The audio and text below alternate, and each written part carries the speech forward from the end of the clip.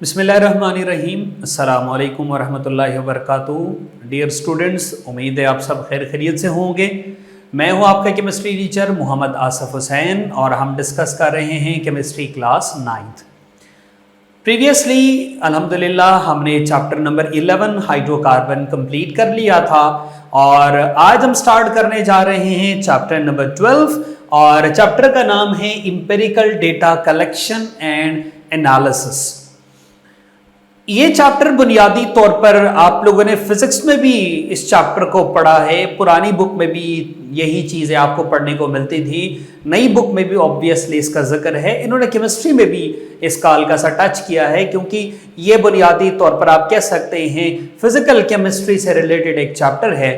और इस चैप्टर में हम बुनियादी तौर पर मेजरमेंट के हवाले से बात करेंगे कि केमिस्ट्री की दुनिया में जब हम फिजिकल क्वांटिटीज को, फिजिकल किसी चीज को मेजर करने की जब बारी आती है ना, तो हम क्या तरीकाकार अपनाते हैं और क्यों कर मेजरमेंट करते हैं, किस तरह से करते हैं, क्या क्या तरीकाकार है, कौन कौन से एपरेटस है, कौन कौन सी मशीन है, कौन कौन सी टेक्निक है, ये सारी बातें हम इंशाल्लाह इस चैप्टर में डिस्कस करेंगे। लेकिन उससे पहले चैप्टर देखिए empirical data collection and analysis.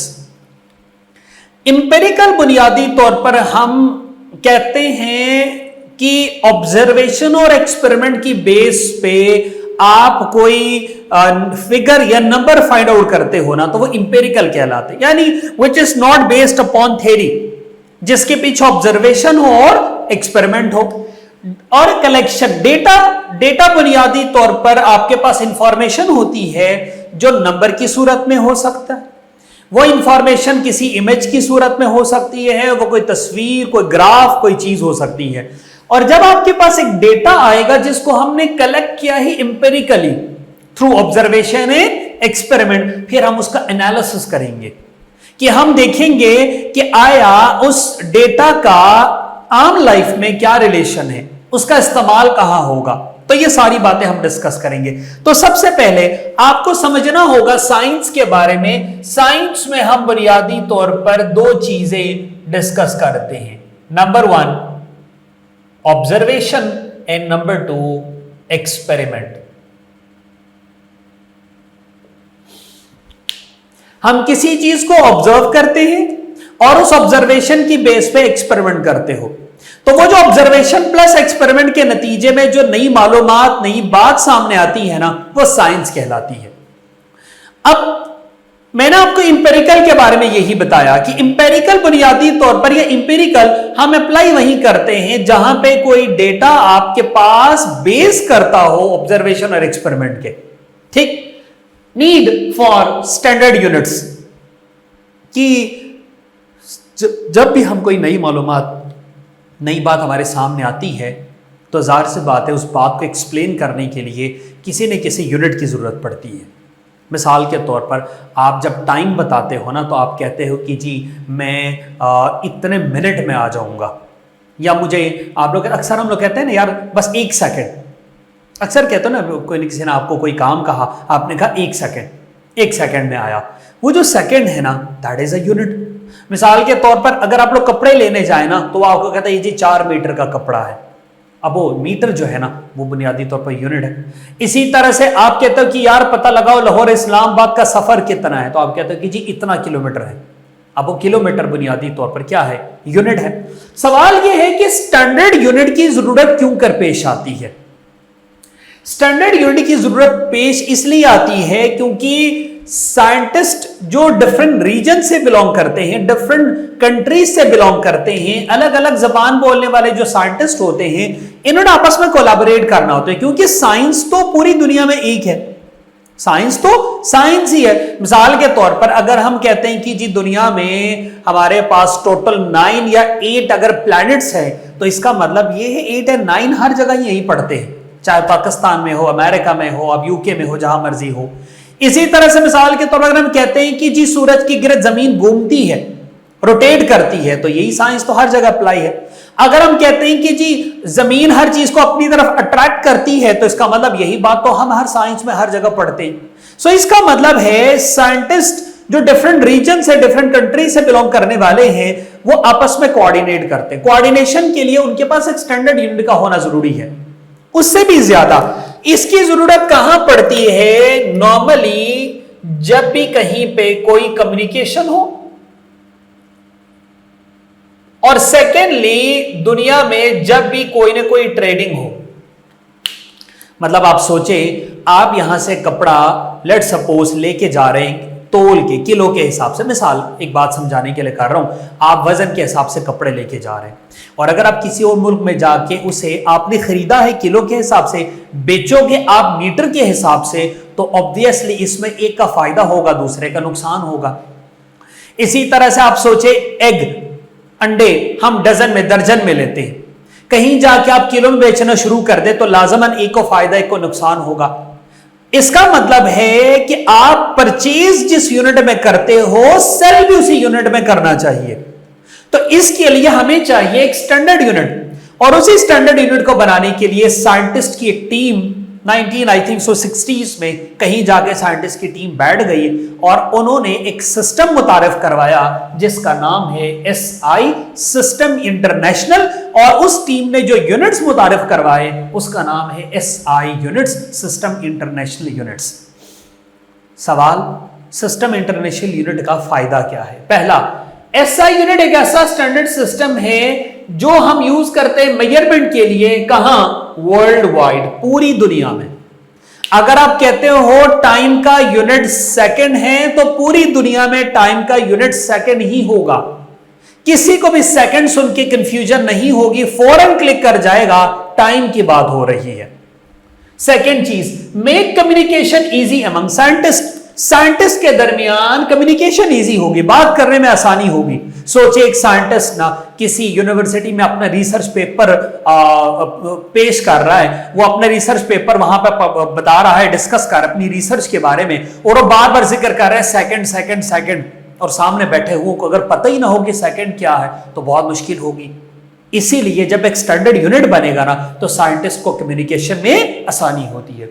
Reduce the number of conversion need, conversion की जरूरत खत्म हो जाती है, कम हो जाती है। मैंने आपको बताया ना, आप सोचे बेटा आपने चीज ली है डजन में, आप बेच रहे हैं उसको किलो में, तो उसको कन्वर्ट करना पड़ेगा कि जी डजन को फलान में, फलान को फलान में कर करा के आपको एक स्टैंडर्ड सेट करना पड़ेगा, बड़ा मुश्किल होगा। आपने क्या कहा भाई, जो चीज डजन में खरीदी जाएगी वो चीज बेची भी डजन में जाएगी, जो चीज खरीदी किलो में जाएगी वो बेची भी किलो में जाएगी, जो चीज सेकंड में मेजर कर रहे हैं उसको सेकंड में ही रखा जाएगा। ठीक, लास्ट ये बेस 10 के ऊपर बेस करता है सिस्टम ना। जैसे मिसाल के तौर पर अक्सर आपने पढ़ा होगा ना 10 rays power 2, 10 rays power 3, 10 rays power -1, 10 rays power 5 वगैरह, जो कि कन्वर्ट करने में इजी होता है।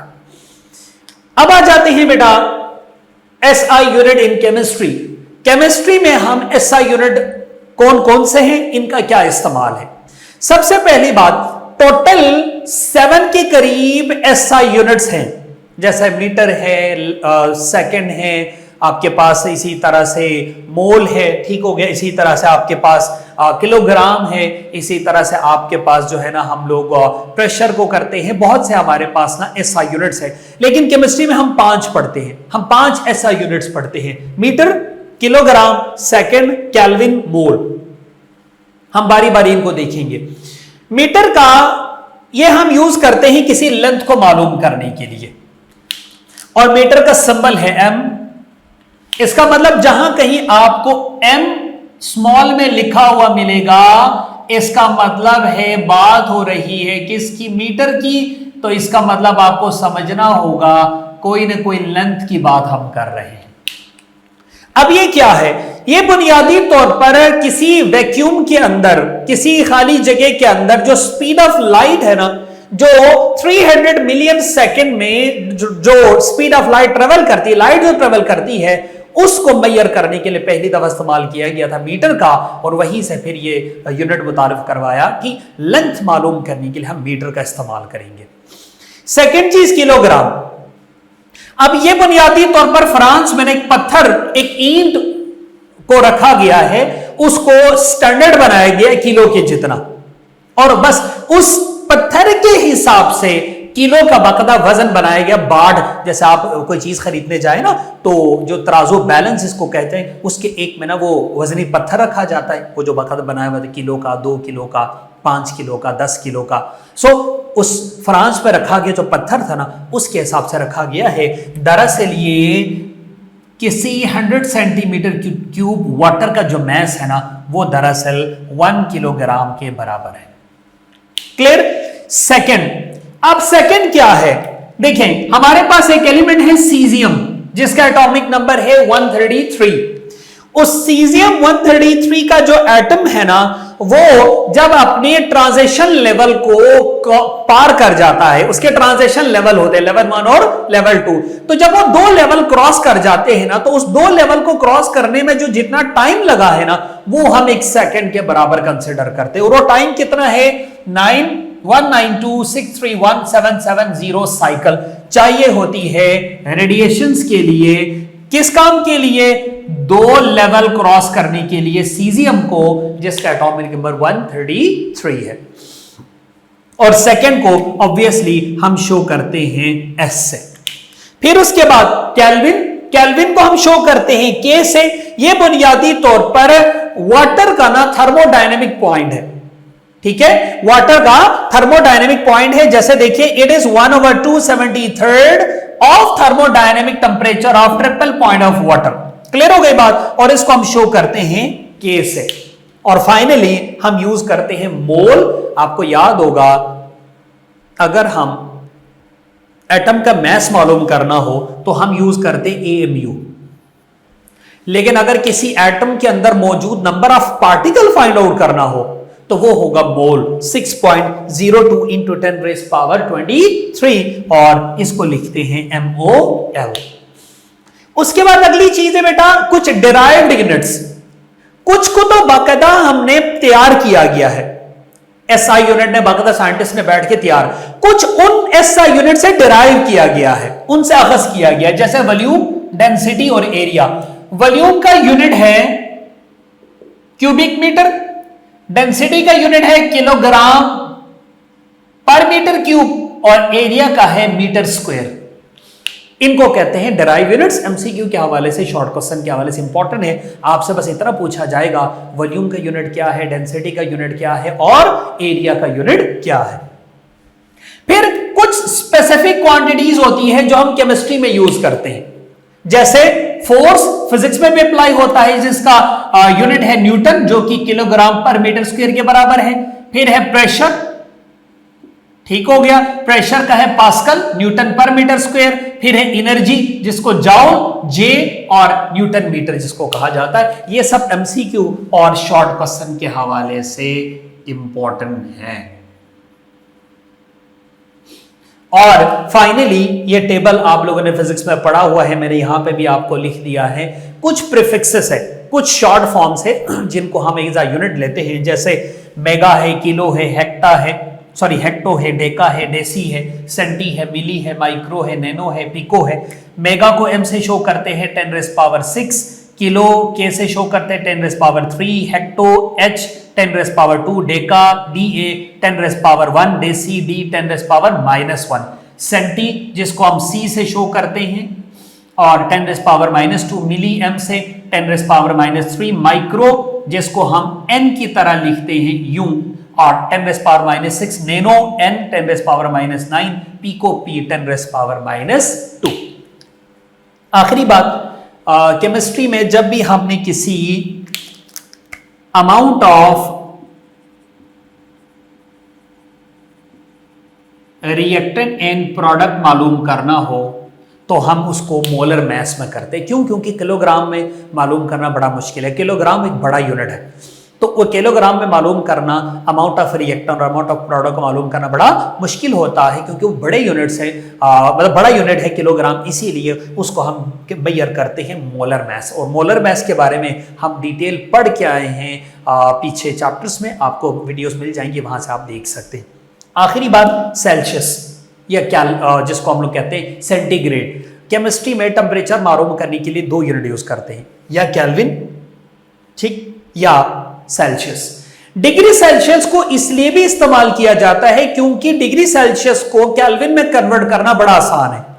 ठीक, जो भी आपके पास गिवन होगा ना डिग्री, मिसाल के तौर पर आपके पास गिवन है 80 डिग्री सेंटीग्रेड, इसको अगर केल्विन में कन्वर्ट करना हो बड़ा आसान है। आप क्या करेंगे, degree centigrade plus 273, degree centigrade है 80 प्लस 273, तो ये आएगा 353, ये केल्विन के बराबर है।